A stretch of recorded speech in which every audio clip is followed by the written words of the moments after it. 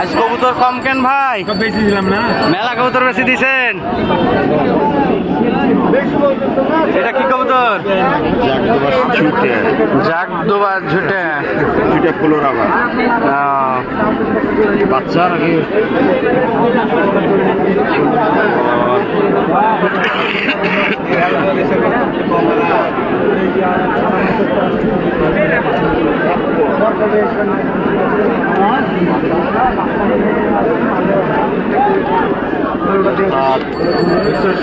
এই তো 400 টাকা দাম চাচ্ছে ভাই।